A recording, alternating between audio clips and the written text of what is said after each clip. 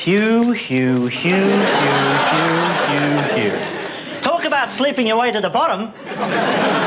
He's been charged, as you know, with lewd conduct in a public place. What could possibly be considered lewd in Los Angeles, huh? Was he trying to pay cash?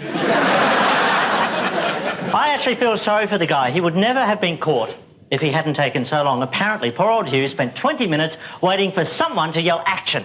And every time she called out his name, the poor bugger got up to accept an award. What an idiot! And the whole thing could have been so easily avoided if he'd only remembered his sticker. You know, the one which says, if this car's rockin', don't come knockin', he'd be a free man today.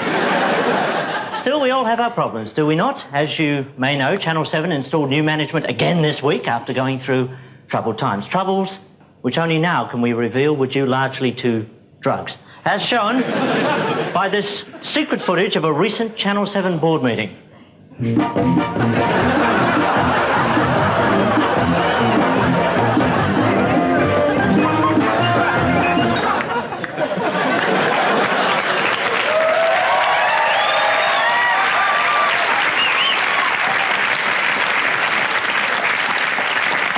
And yes, you guessed it, that was the very meeting where they came up with the idea for gladiators. Tragic, isn't it? In other news, there's been quite a hoo-ha this week. What a dumb word. About the 1995 tax pack, which apparently contains 22 errors. Now, most of them are fairly obvious, but the Taxation Office have asked me to point out some you may have missed. For instance, on page 2, the photograph of the Taxation Commissioner, Michael Carmody, is wrong. It is, in fact, a photo of Humphrey B. Bear. And, of course, the real photo should have looked like this. There we go. On page 45, under the heading Penalties Imposed for Late Tax Returns, the phrase, we will eat your firstborn and tear out your dog's urethra, should actually read, fines of $200 may be imposed. Now, in the Where's Wally quiz on page 28, Wally isn't there at all. I was up all night with this bugger. They don't make tax packs like they used to, do they? And also, the recipe for chocolate crackles on page 109 of the tax pack is wrong as well, I'm afraid. There is no Devon in chocolate crackles. And the word cocaine should, in fact, read cocoa. Now, if this has caused any problem at children's parties, the Taxation Office wishes to unreservedly apologise. Now, before we get into tonight's show, we're not big fans of cosmetic surgery on this show. So often it doesn't work. But tonight, our hearty congratulations go out to Kerry Packer, whose hair transplant, seen in public for the first time this week, really does work a treat. Well done, Kerry, and trust me, only your closest friends would know. It's beautiful, isn't it? A very handsome man, but a very ugly woman, I think you'll agree. Now, tonight we have for you, well, Amanda Keller will be sampling a book written entirely about bodily fluids. That's a scary thought. Anthony Morgan will be with us. That's almost as scary a thought. The independent member for Wills, Phil Cleary, will be with us. A lot of Phil Cleary fans here tonight. Tumbleweed, Wollongong's finest are here to join us for the musical challenge. But first, there is no better show on Australian television right now than the ABC's Club Buggery. And here to join us, Club Buggery, that's right, here to join us are two men who are an ornament to the medium. Please welcome H.G. Nelson and rampaging Roy Slaven.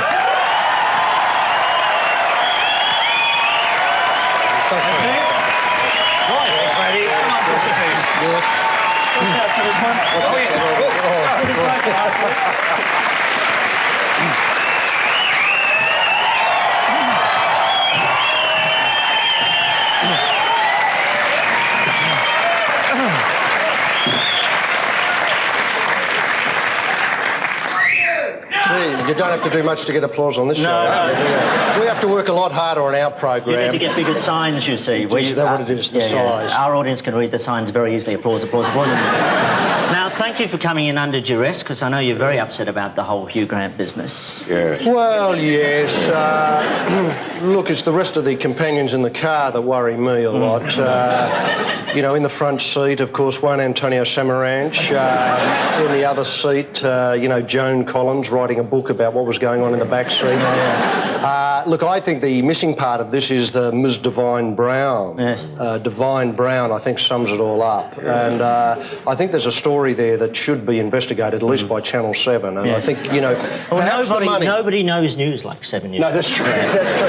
Well, I noticed it did feature on 7 quite a bit. Ann Sanders gave the teaser, and then we went to an ad, and then another teaser, and then another ad, and then we got to the story. And there's not much of a story. It's just a bloke in the backseat of a car in flagrant delicti. And I don't That means on the job. I don't think... Loose translation. I don't think there's anything wrong with that. I think it's a romantic and beautiful thing. And I know, you know, as kiddies, or not, you know, older kiddies, well, obviously when we had our licences and could drive around, if, say, in Lithgow, you were busted in the back of a car in flagrant delicti, if you were lucky enough, by plod, there'd just be a knock on the window. You know, Roy, good on you. Carry on. Those were the days. Those were the days. It's interesting. Have you got a condom, mate, or something like that? Not that you worried about those so much in those days, but I don't see anything wrong with it at all. No. Hats off to the bloke. Hats off indeed. It's interesting you raise sex, because in the current issue of Juice, their Love Sexy 95 issue. Oh, yes, what an issue. What an issue. You talk freely, both of you, revealingly about sex and love. Yes. And I've got to ask this. We never hear of a Mrs. HG or a Mrs. There's several. Because I wondered if you boys share a house or... We do. You do? Look, when you've been married 3 times, it's very hard to give up old habits. And, you know, obviously the first marriage to Ms. Divine Brown, you know, didn't last as long as I would have liked it to last.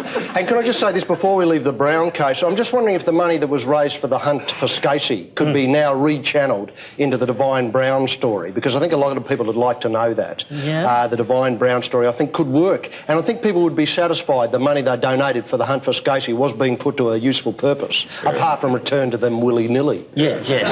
So if I put in 20, I might end up with 100 sort of thing, because no one kept accurate records of my, you know, count. Yes. And, you know, obviously there, in my past, you know, there's a lot of things I'd rather turned out differently, as I'm sure is the same in yours and Roy's and all the audience here. No, I'm perfectly happy. But there's several kids, and obviously a lot of the money earned at Randwick and Flemington and so on goes towards maintenance on the kids and so on. It is a tricky balancing book. I'm sure it's the same in Roy. Well, we just have a system. It's like any couple of blokes that share a flat, Andrew, as you well know. If the mat's upside down, I know to give it a wide berth, because HG's on the job. If the milk bottle, you know, is in the letterbox, then HG knows to drive on by and do something else for the rest of the night. We have it worked out.